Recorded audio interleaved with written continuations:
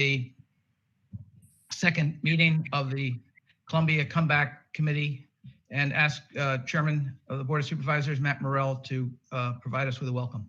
Matt? Yeah, I just again would like to thank all of you for agreeing to serve on the committee. I think it's an important committee, especially now since we're starting to open up. I serve on the the Capital Region control room, as they call it, which we do daily calls, and we're learning every day about new things or new interpretations and how quickly things are changing. But and I, being a business person, I think it'd be very, very tough to try to navigate all that. So I think your expertise and your assistance to our local businesses would be greatly appreciated. We're in phase 1. We're going to be moving, I think, very soon into phase 2, probably by the end of this week, hopefully. And that'll open it up to, a whole other sets of businesses. The only problem we have is the fact that they don't release the criteria for phase 2 businesses until the very, very end. So we'll probably get something on that maybe the day before they release those businesses. It's I think we're hopefully seeing the light at the end of the tunnel. Manufacturing now can get started, as well as construction, and retail curbside is available. So I just wanted to say thank you, and I'm here for the meeting. If you have any questions, feel free. Thank you, Chairman. What Jeff and I discussed earlier this morning with respect to today's meeting was to briefly recap the first meeting, not only for those of you on the committee who weren't able to join us, but also those of you who are watching on Zoom. And as you know, the committee met 2 weeks ago. Last week, Jeff and I coordinated 4 meetings, one for each phase of the reopening process. Obviously, the manufacturers and contractors and curbside retail and forestry businesses that were as part of phase 1 were most interested in immediate information. We had a second call for offices and retail and the other businesses in phase 2. Then we had on Wednesday a call with the phase 3 businesses, which are primarily dining and lodging, and lodging that, essential lodging is already open, but additional lodging. And then on Friday, we had a very good call on the arts, culture, tourism, recreation component. We found that those meetings were helpful. We reviewed the guidelines that are required of all businesses that is on the New York Forward website, as well as links on Columbia Comeback website.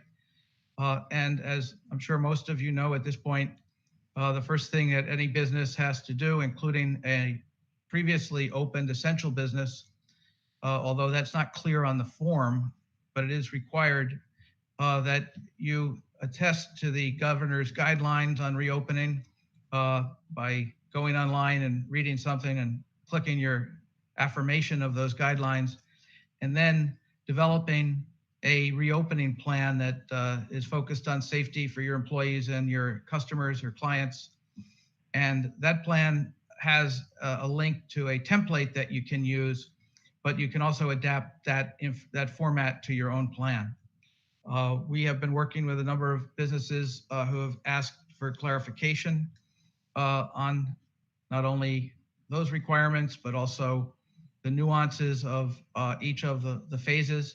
In many instances, we don't have those answers yet. As Chairman Morrell indicated, the second, third, and fourth phase specifics, not only for that phase, but for the individual industries or businesses in that bucket, will come out shortly in advance of when the permission is given to reopen. Again, that's why we have continually twice a day keep up the Columbia Comeback website. And also, we have on a daily basis received questions, the bulk of which we responded to. We did have a little bit of a glitch in the beginning. So if you ask a question and we haven't gotten back to you and it's still relevant, we are up and running with that system now. Basically, we also had an inquiry from the county librarians to have a call, and we had that call. They're an integral part of disseminating information and provide valuable service to those who may not have broadband. And they are all opened at their parking lots right now if you are looking to get online somewhere remotely. We also had a call with arts, culture, and tourism organizations at their request. We're happy to meet with any other group or segment of the economy on an individual basis if you would like, because otherwise some of these calls are very general. In addition, as a result of some of those calls, the key things that have come up is there an opportunity to get bulk purchasing of PPE equipment? We are working with Supervisor Lagonia, who's also on this committee, who has fulfilled that role for the county in terms of the county's need for PPE equipment, along with the Hudson Business Coalition and Hudson Hall, who has indicated an interest in exploring whether they can play a role in being the facilitator for that, and we'll know more on that soon, so stay tuned. And we also have heard a lot about enforcement, and there is a instruction sheet that is on the New York Forward web sheet about enforcement. I made the analogy on one of the focus calls that it's almost like having a dormitory counselor when we were in college.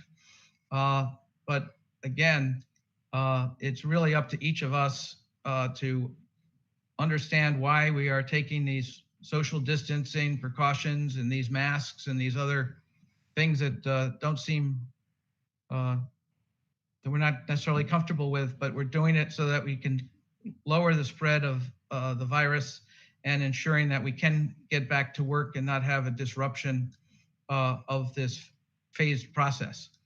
Some of the issues are related to misunderstanding of the rules. So many people may be in violation of the exact guideline because of a misunderstanding, and in other cases because the guideline isn't clear. And as I discussed with Chairman Morell this morning, as you know, you can't have, with this many variations of circumstances and situations, it's difficult to have a rule that will address all of them. And if you have an exception for everyone, there's no rule. And the work that he's doing with his 7 chief elected county officials and General Patrick Murphy from the Homeland Security and Emergency Services, and Ruth Mahoney from KeyBank, who is the co-chair of the Governor's Economic Council for our region. Meeting every day is an important function where many times these issues are clarified and discussed. I had sent you over the weekend an article that kind of gave an insight into the internal workings of that group, and they are the critical individuals who will help identify how these boundaries that are statewide and directed from the top are implemented in our region. So I think that we've had good feedback on the focus groups. We're going to continue them. The governor did announce on Friday a $100 million state loan fund for small businesses. We do have a link to the University at Albany Small Business Development Corporation's scheduled of webinar on that loan itself. I think it starts on Thursday. If you're interested in looking at one of those loans, CEDC also has some rapid recovery loans. And we have also been updating the SBA guidelines. There were new information out on PPP forgiveness on Friday, as well as information on the emergency impact disaster loans and express loans.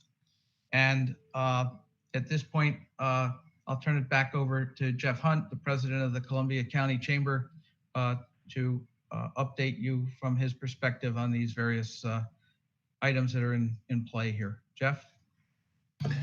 Thanks, Mike. Thank you, Chairman Morell, for all your guidance and leadership on this Columbia Comeback. task force.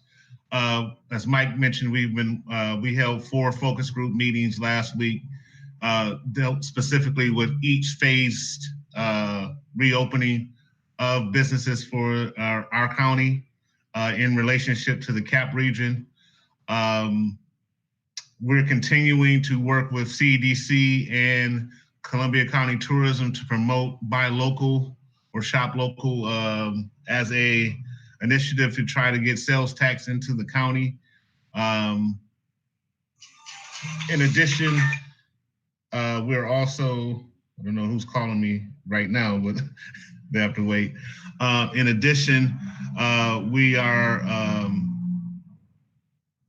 we're working to update the website to answer the questions that many of our small business owners have related to the reopening process. I understand that the chairman, along with Kelly, shared a document last week of a number of businesses who have filed for their reopening paperwork. We would encourage each person or business who are reopened during phase 1 to submit that to the county so we have that on file in case the chairman needs it when he meets with the CAP region. In addition, if you have any specific questions, please contact us directly at info@columbiacomeback.com. I'll figure out how to type that on the screen in a moment, but it is important that we hear directly from you if you're having any problems related to reopening. Where phases are on a 14-day reopening process. As the chairman stated earlier, we're looking to reopen phase 2 if all of our numbers stays the same. If our numbers stay the same,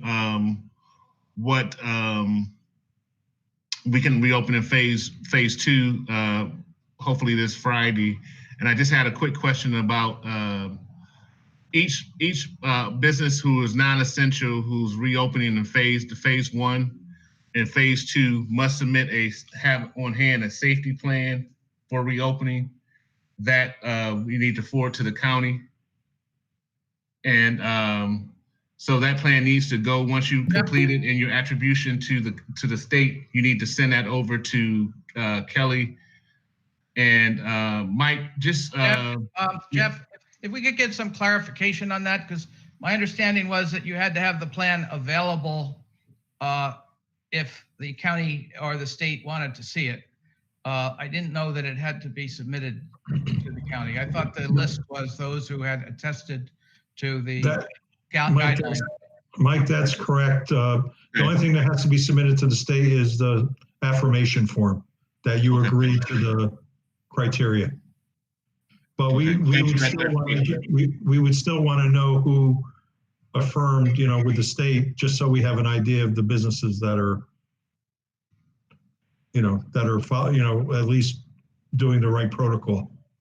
And I think that some of the issue has been that there have been counties in the state that ask people to send those plans to, but in our case, the state requirement is that you just have to have it in place. And the reason to have it in place is obviously if someone on your staff or someone who has come to your business as a client or for some other purpose is discovered to have contracted the virus, it allows the state and to come in with the contact tracers to understand how you maintained the distance and how it was likely that the person got exposed, and then also how to get in touch with all of the people that have been in contact, because I think we had some misinformation previously as well with respect to what your obligations are when someone, either an employee or a visitor, comes to your place of business. You do have to do a screening, including temperature, but your HIPAA does not allow us to maintain those records of people's temperatures. But at the same time, you do need to keep a log of who you or your employees had contact with, unless they're general delivery vendors. And again, the specifics of this are in that attestation. So, obviously, while we can give you some general guidance, the best source of this information is to, when you're filling out the attestation, review the materials on the newyorkforward.com website. I'm sorry, it's forward.ny.gov, forward.ny.gov.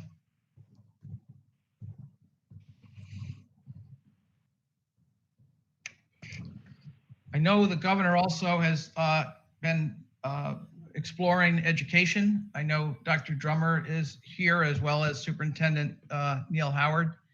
And that's one area that we haven't yet had a great deal of discussion on. Would either of Dr. Drummer or Superintendent Howard like to give a brief overview of where you see education? Because the daycare issue becomes very, very critical to many of our employees, depending on what opportunities there and what the plan is to bring students back to class. Dr. Drummer? Yes, well, thank you, and good afternoon, everyone.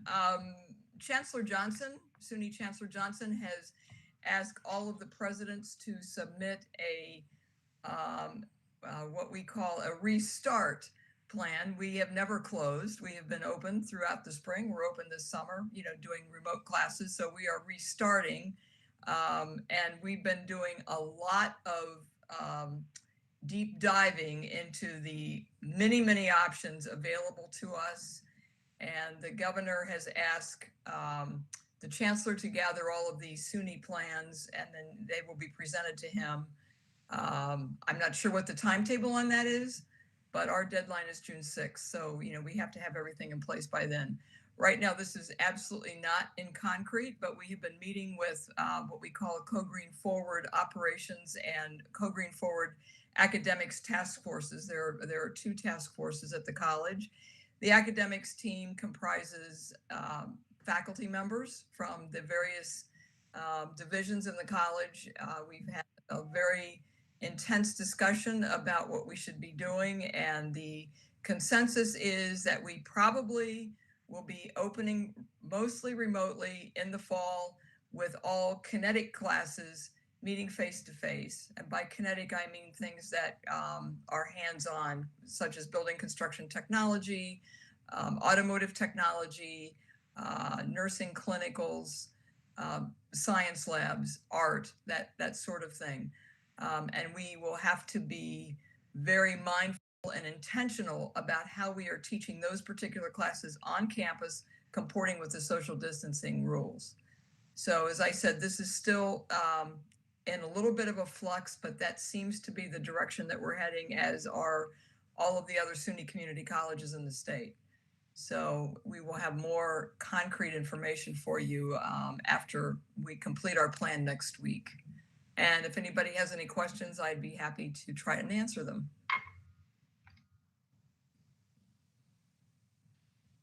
Thank you, Dr. Drummer. Dr. Howard? Earth to Neil, come in, please. Right. Okay. My mute now is functioning. Thank you. So we've been directed by the governor to continue to provide childcare and the meals through the rest of the school year in the summer.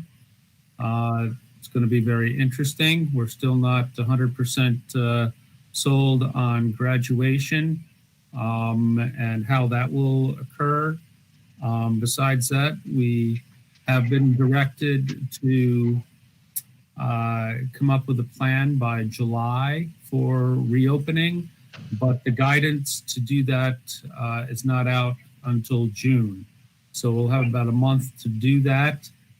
We're still trying to figure out the logistics of the governor's orders on the school budget vote.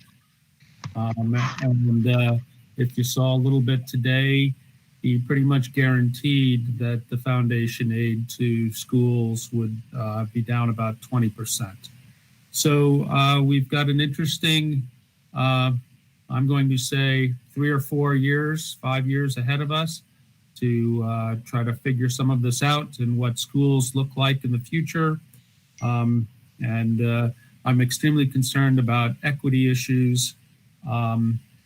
moving forward with a 60%, 65% free and reduced lunch population. So I don't think I can add anything. Thank you, Dr. Howard. And Jeff, I'll turn it back over to you as we attempt to go through. Perhaps we could hear from some of the manufacturer and construction representatives. I know John Lee is here to get their experience from phase one. I think there have been a number of questions, again, asking what you have to attest to, and that form is on the New York or the forward.ny.gov. We will also send that out, and that is what these, when you click on it and attest to it, it goes to the state. The plan that you must prepare and have on hand is not required to be sent to the county, but to be available. So hopefully we've cleared up some of the questions on the chat portion. Jeff? Thanks, Mike. I was searching for those answers to those questions, and you're right.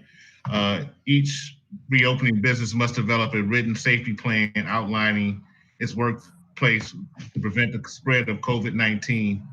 They can use the template on the website or develop their own plan, and it does not have to be submitted to the state for approval, but they must have their plan on hand in case the Department of Health or local health authority want to look at that plan. Hopefully that answered that question. We did have a conversation with Jock Winch, who I believe was on the call, and also John Lee related to construction and manufacturing for opening of phase one. And if John, do you have any new insights from last week's discussion? I wish that I could say that I did, but I don't. Unfortunately, I am still out of town. And I've been trying to run my business remotely, which is kind of an interesting problem. As we were an initial business, we kept a skeleton crew working, and I would speak to my foreman every week, and we would always discuss all of the protocols that needed to be in place as far as masks and social distancing and so on. Not being there, it was a little bit hard. I had to listen to, what they were telling me was going on. Well, now as we're opening and we have more employees there, the word that I'm getting is that people are not quite doing what they're supposed to be doing. So I'll be back in New York this coming weekend, and we'll have to explain our new plan to all of the employees that are there. I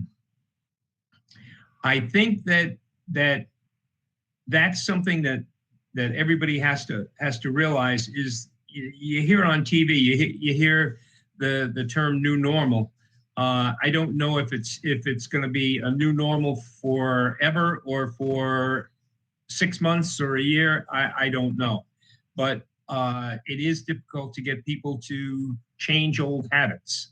I know that that's what's going to happen, but at the same time, I think the owners of the companies have to be really on top of it, especially the paperwork part of it, because you just never know who's going to come in. And I don't want to say that, I don't want to seem partisan at all, but I will say that New York State seems to be financially in trouble and would probably love to take as much money out of me as they can. And I'm not looking forward to any fines. So I will be definitely very stringent about the protocols that have to be in place. Other than that, I haven't heard from any of the other manufacturers in the county, so I can't speak to any questions that have come to me because I just haven't seen any. Thank you, John. Just want to clear up a couple questions to John Brucey. screenings are not mandatory, but they're recommended for best practices. Your employees can call you on the telephone by taking their own temperature, but you cannot keep it on file because of HIPAA law, so you must erase it. As it relates to town halls, many of the town halls have been included from the beginning as essential services, but working a skeleton crew. From my understanding, you can bring additional staff on when we hit phase 2, which will be about Friday to Monday in the 14-day time frame from the reopening. So you can bring on additional 25% of your capacity of your town halls. If we could have Jock Winch, who represents the construction side, just talk about a little of his experience in reopening over the past week. Yeah, I would say so far it's been pretty smooth. All the information that's available on the state websites and the Columbia Comeback website were really helpful. Coming up with a plan for the reopen was pretty easy. I mean, we were limited. We were working, but limited to a guy per site. So we already had most of these rules in place. But it's now the hard part is enforcing it and making sure everybody does what they're supposed to do. And our own employees is one thing, but we also have a bunch of other companies coming on to sites, so we have to help them out as well. But from my end, it was pretty straightforward. The resources are out there, and we came up with a plan pretty quick. We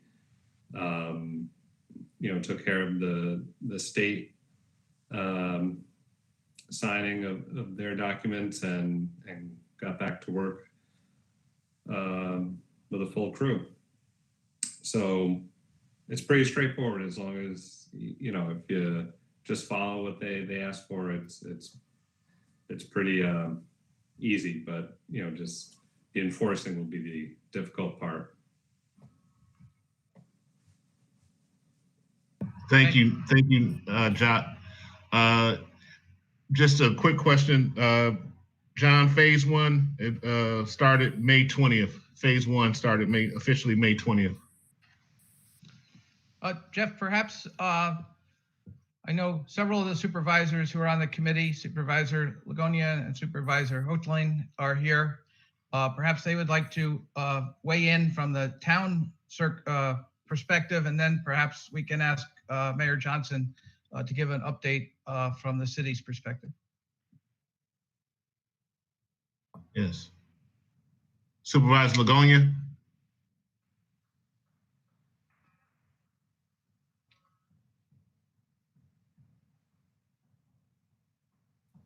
Yeah, I'm here. I'm sorry. I had to turn the microphone off. Our town is closed. We've been closed pretty much from the beginning. We just opened up our tennis courts and the playgrounds are not allowed to be open, but we did open up our tennis courts, which was allowed. Some people asked, how are we doing that? Because we have basketball courts that are also within our tennis courts. So our rule is just 2 people at all times that we're allowing into our courts. We are fortunate in the fact that our town, we have a very small amount of employees. So us being closed has not really hindered us from doing business at the town. We are planning to stay probably closed, I would say almost through June, even if phase 2 opens and we're allowed to open. Just given the way that we're doing things, it seems to be functioning just fine. So we're going to probably delay our opening in our town. We only really have 3 employees that show up to the town hall on a regular basis. So that seems to be working just fine. So that's really all I have to say about the town. Our highway department has been working from day one. Our roads have been working. Obviously, with budgetary cutbacks, we've had to look at all of that. So a lot of our road plans that we had originally thought we were going to be doing in January, we've changed most of that to where we're just doing maintenance work since we're anticipating a rather large decrease in funding via sales tax, and potentially all of the other fundings that are coming out, including CHIPS money. So we're just being very careful so that we can work our way through this without hitting the taxpayers up next year when we have a huge deficit. So we've done it from day one, and we'll work our way through this, and we'll be fine as far as the town of Austerlitz goes. So unless there's other questions in reference to that or any other questions, I'm happy to answer. What about the PPE situation, Supervisor? Well, the PPE, as I've spoken to you about, Mike, and I've been able to, I've been working very closely with the chairman in regards to, we're on a daily call at 11 o'clock, but I've been taking on as far as the PPE for the county. It is available. When we first started, it was very difficult to get. It has loosened up much more at this point. You have to be very cautious as to who you're purchasing it from, especially if you're buying it in large quantities. We at the county have found that we've had orders in for large orders, especially for KN95 type masks, and we've ordered them and they're either commandeered at the ports, we can't get them. So those have become real major issues. I know that a lot of people, especially business owners, think that they should get N95 masks or KN95 masks, which is not something they should be even looking for. A, they're hard to get. B, they have to be fitted. It's not appropriate for the type of work that we're doing. So there is a loosening of supplies. Thermometers I'm able to get pretty easily. Cloth masks I'm able to get fairly easily. Surgical type disposable masks, gowns, face shields, all of those items, but they do come in large quantities. So you can't just buy a box. I do know Ginsberg's is selling masks in smaller quantities. So if you look around, it is available to everybody. If someone was looking for large groups of purchases, I could help with that for sure.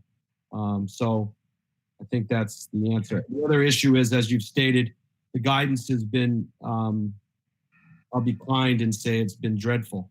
So it's a big challenge for all of us to work through. As I explained, the chairman and I are on a call every day, and we go through these questions on a daily basis, and we spend a lot of time trying to figure out a lot of the guidance. There's 2 attorneys sitting in there with us at the same time. So it's a group effort. I'm fortunate that I'm working with a lot of great people, from the chairman to everybody in our group.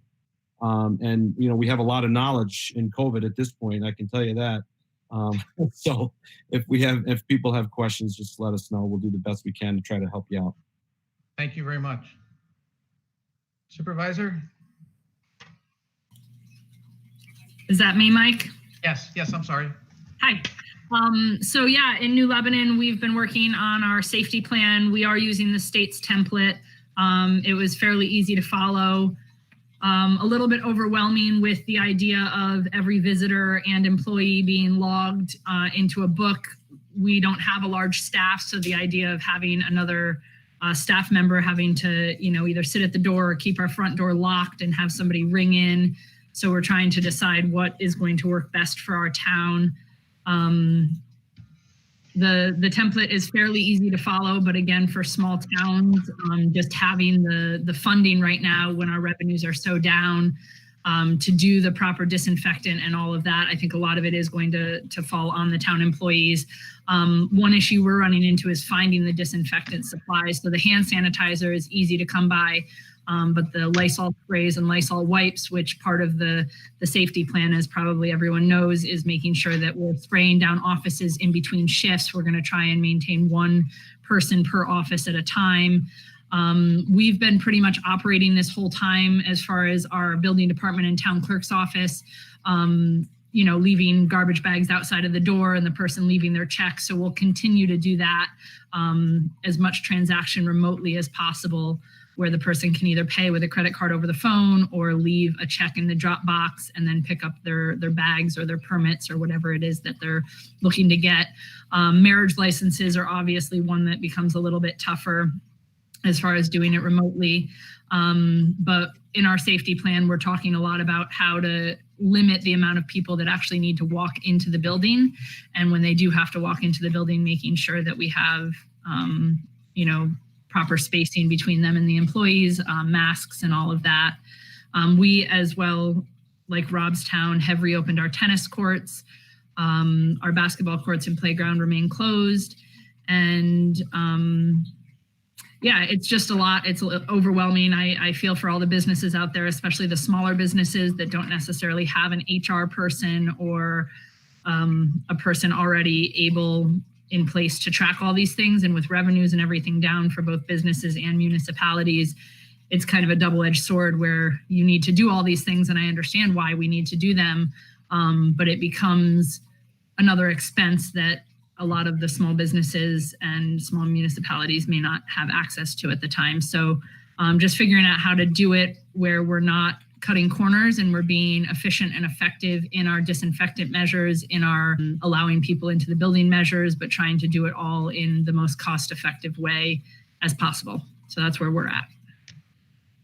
Thank you very much. Mayor Johnson?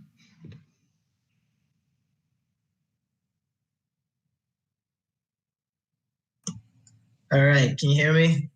Yes. So we're kind of in the same boat as the other towns. You know, our school district has opened up the tennis courts for people. We've also opened up parks, but not to congregate, just for people to walk through.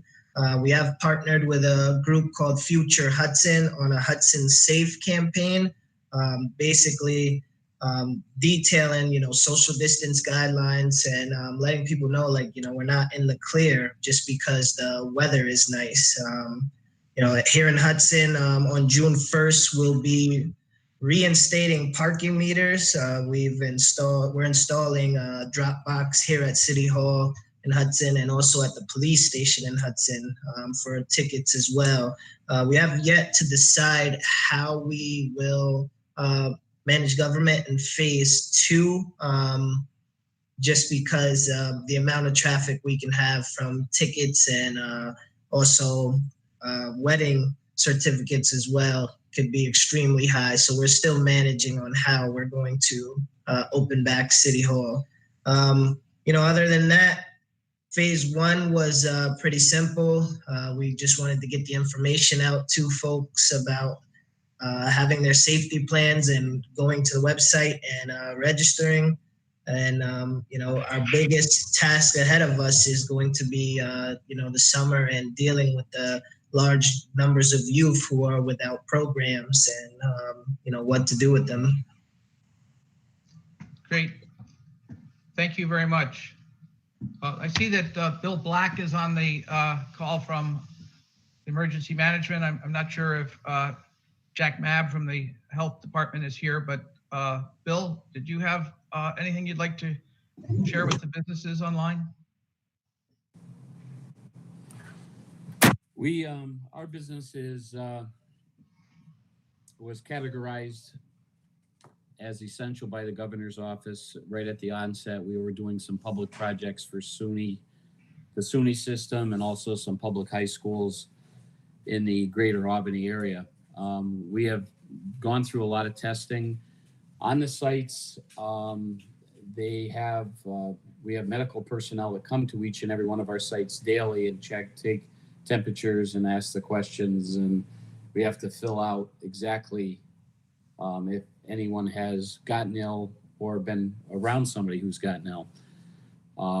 So from a business perspective, with the exception of when we first started it, we had to develop our own emergency plan, which we train the employees on, and we talk about it on a weekly basis. But besides that, it's with us doing heavy construction work, we aren't in groups of over 4 or 5 people at any one time, and nobody really works side by side with anyone. So it really hasn't affected us too awful much from that standpoint.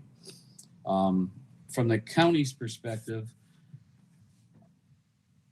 and I know that Supervisor Lagonia has already spoken about it, we can assist and get you a list of vendors that we do have on file. We've been categorizing them, but I really believe Supervisor Lagonia has done a great job with this so far.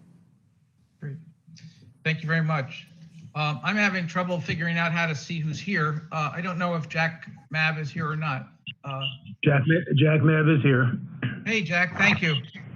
Yes. So, well, the health department has been going full staff through the whole thing. We haven't really had a letdown or break. Some of my staff are working 7 days a week. We continue to do testing. We have a test site tomorrow at John L. Edwards.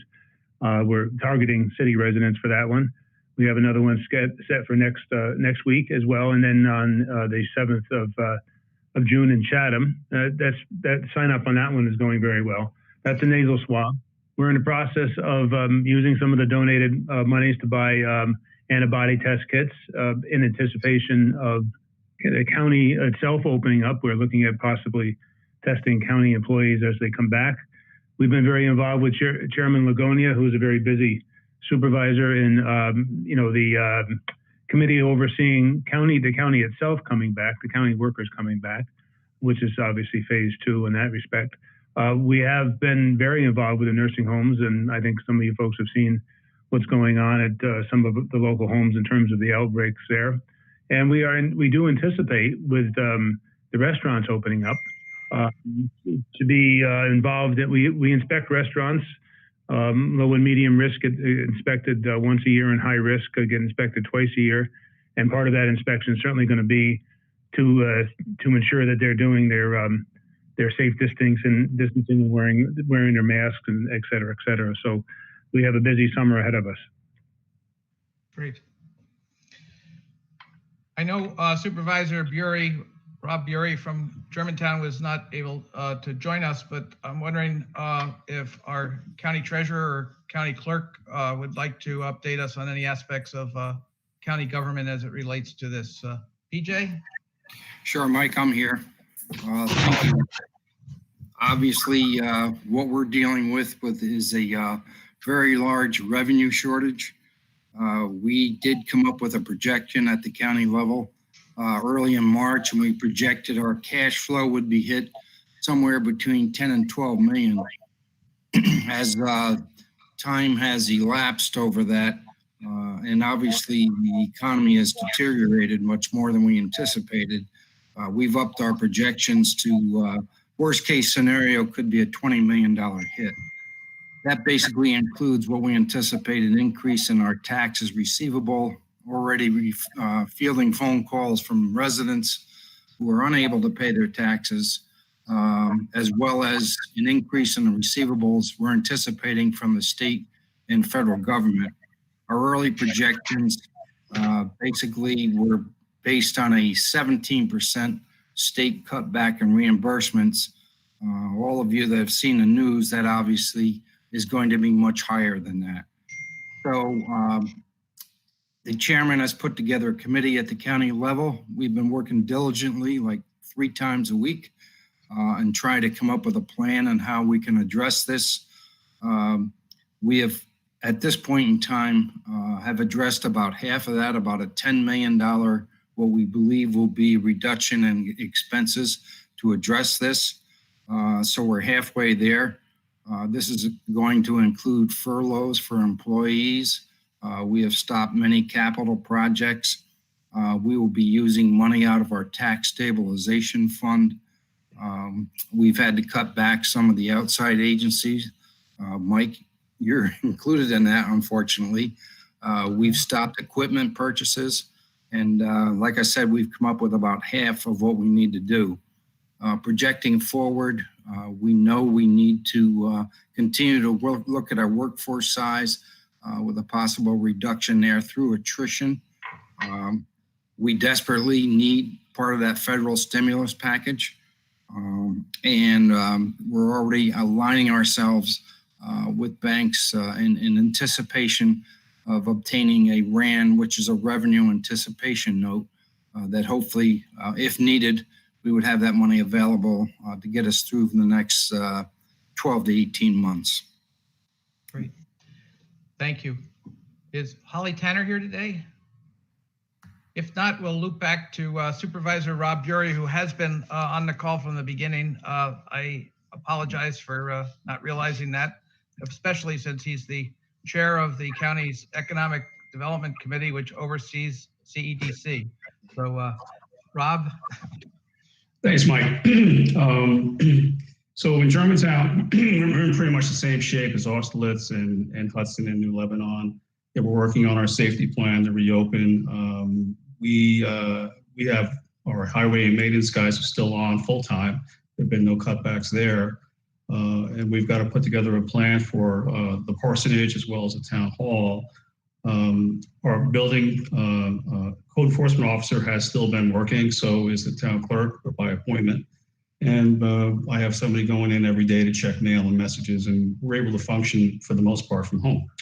But we're looking forward to getting back and opening things up again gradually starting next week. And I'm just going to say this for you business people. My hat is off to you for all you're going to have to do to make this work. Just looking at it from our perspective, it's difficult to make this thing work. And I don't have to, do this in order to rely on revenue the way that you do. Not the same way anyway. So that's all I have. Thanks, Mike. Great. Thank you. Now I'll turn this back over to Jeff to see if there's any questions or input or observations from our business members. Thanks, Mike. I would like to hear from our business committee members just on ways that we can be more of a resource to you and to answer any specific questions that you may have related to phase 1 and 2 openings, realizing that we're about 2 weeks out or so from phase 3 reopening. And all this is keeping in mind that our hospitalization numbers and testing and contact tracing and all that is still meets the governor's guidelines. So specifically, I'd like to hear from those who are in need of our assistance or some more timely resources to help them in their restart or reopen.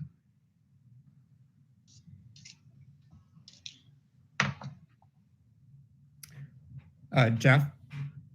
Yes. This is Chuck Rosenthal from Valley Variety and the Hudson Business Coalition. I just wanted to say that from a retail standpoint in phase 1 and phase 2, I think most of our businesses, retail businesses are focusing more on phase 2 because we're really only doing curbside pickup right now.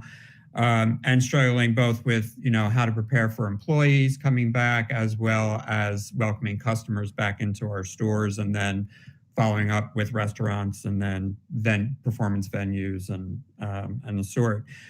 We are, as I think was mentioned earlier, the HBC is working with Hudson Hall to put together a list of different PPE that we'll need both for customers and for employees, and trying to source out both working with Supervisor Lagonia and also looking at other resources to try to do some bulk buying so that, and we plan to put out a PDF this week with a list of what we've come up with in terms of different products and what costs will be. And then provided that we meet the minimum requirements for purchasing, we'll move ahead with those purchases. So that will, we foresee that happening in the next couple of days so that we can prepare for, when all the different businesses will start reopening. Thanks, Chuck. Are there any additional resources outside of what you mentioned that you need us to unearth or to find out? Yeah, no, I think, Mike Tucker and Bob Lagonia have been helpful with what they've been working with and giving us the resources that they're aware of. And then Hudson Hall, Tammy and Sage and her staff and their staff have been really actively also looking for other items as well as comparing pricing. So right now, I think, we're getting the help we need, but I think as we go forward, we may seek out some. And I think, we're also looking at some other things in terms of, more when restaurants reopen about allowing for more outdoor space for restaurants. And that I know we're going to be discussing with the city and possibly other people if need be on how that will work. That's kind of all in the development stage right now. Do you want to plug your bonds, Chuck? Sure, anybody who's here, if they go to, we launched a program last week to fund, what we're calling the Small Business Emergency Relief Fund, which you can purchase Hudson bonds, which for 50% of your purchase goes into the relief fund, which will then get distributed to Hudson small businesses. And the other half will be given back to you in the form of a bond, which you can then take into businesses as they reopen and use that to make purchases. That will be fully reimbursed to the business. So the business itself doesn't, they're getting the sale, but it's a way for you to just engage with new businesses, but also in the immediate term, raise some much needed funds in a relief fund. So we're 1 week into it, and we've had about $13,000 of bond sales so far. If you go to hudsonbond.org, you can find out more about it and purchase bonds if you're interested in purchasing bonds. And if you are in a position and you have a constituency that you think might be interested in supporting small businesses in Hudson, definitely there are assets which you can put into emails and Facebook posts and Instagram posts and help us promote the program to as wide a group as possible that may want to help us through this period. And CEDC is serving as our fiscal agent. So Mike and his staff has been really helpful in getting the logistics underway and processing all the money. Thank you. Okay. Thanks.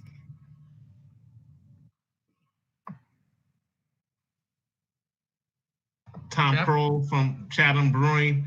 Tom, did you have anything specifically about the phase 1 or 2 reopen?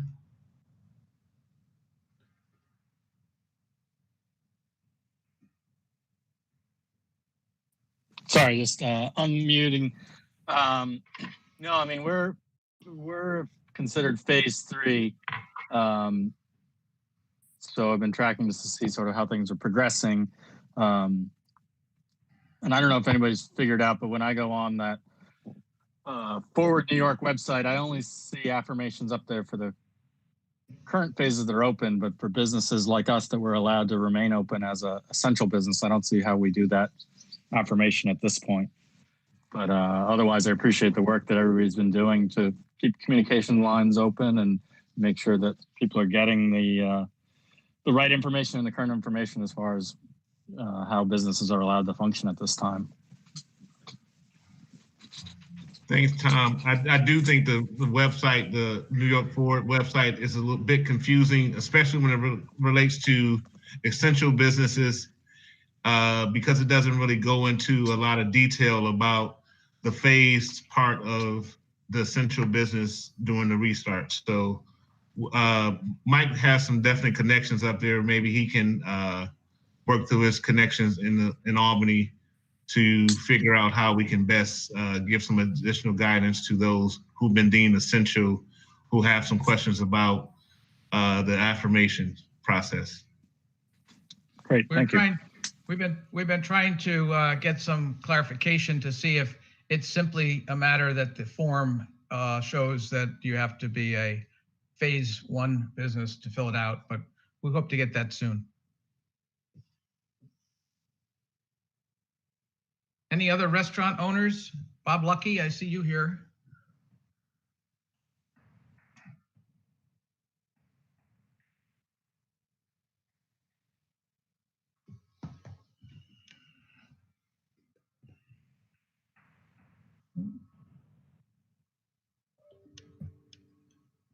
Or if there anyone else who has some concerns, we will be getting out the focus group meeting schedule for the upcoming week. But Jeff, can you hear me now?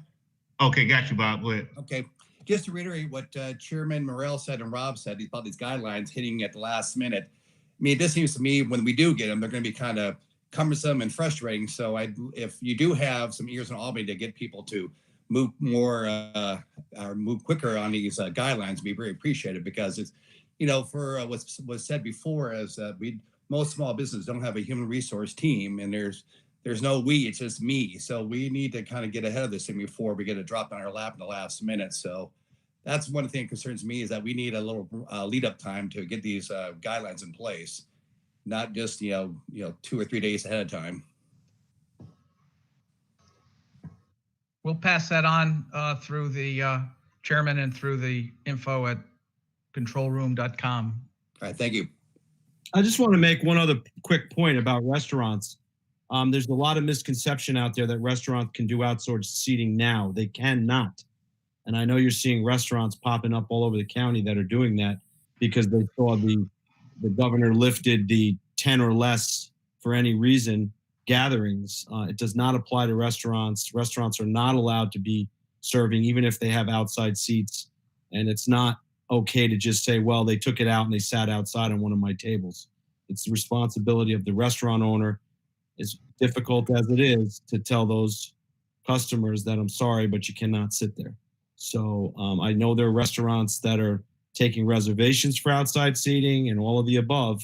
And the other point that I wanted to make that Chairman Morell made the other day is that we're being told that insurance companies will not cover you if, in fact, you are operating outside of the executive order. So, for instance, if they have diners come in, and this could apply to any business, they should check with their insurance company, because say somebody got sick and they sue the business owner and say that, hey, we ate dinner outside. Well, they would say, well, you weren't supposed to be eating outside. And the insurance company could then come back and say, well, we're not covering you for it. So that is going on. I just wanted to clear up that. Thank you, Supervisor Lagonia.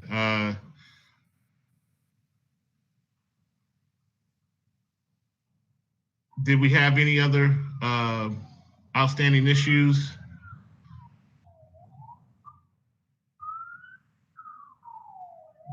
I guess the next thing that we're really focusing on is phase 2, and then that will be professional offices, and that's going to be interesting because the guidelines show a percentage of your square footage, not the percentage of number of employees as was used when the governor started to shut down businesses. And I know that's going to be difficult for some of the small businesses that are in really legacy space as opposed to open floor plans.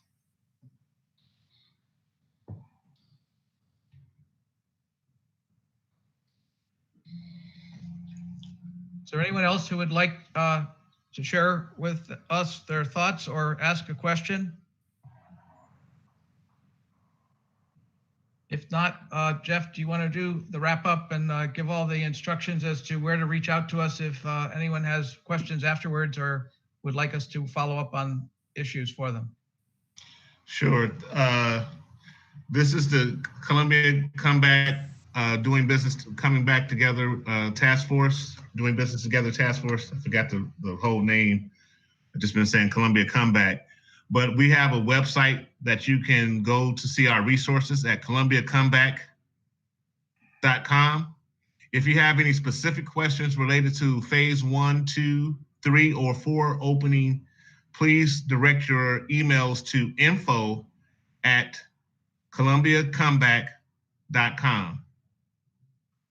Though that email goes specifically, it's parsed out between Mike and myself, and we try to get back to you in a 24 to 48 hour time span, depending on the nature of the question or inquiry. In addition, please note that Kelly will be sending out a meeting notice for this full committee to meet again. And look on the website shortly, Columbia Comeback shortly, for the focus group meetings that we'll be setting up for industry sectors in phase 1, 2, and 3.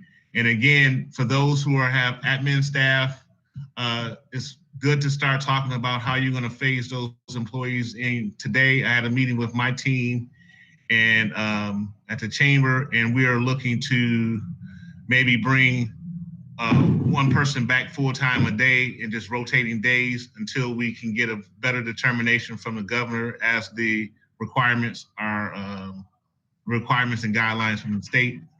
But you may want to think about that and also look up the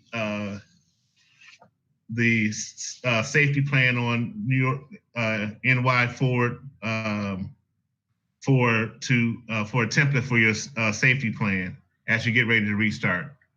And if Mike, if I forgot anything, please help me out here.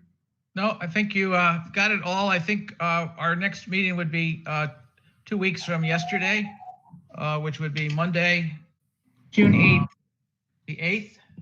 at 1 Monday- o'clock. Yes. Monday, June 8th at 1 o'clock. Thank you, Kelly. And we want to thank Kelly as well as for the help we're getting from the county, both for scheduling and for helping us with the IT. So thank you.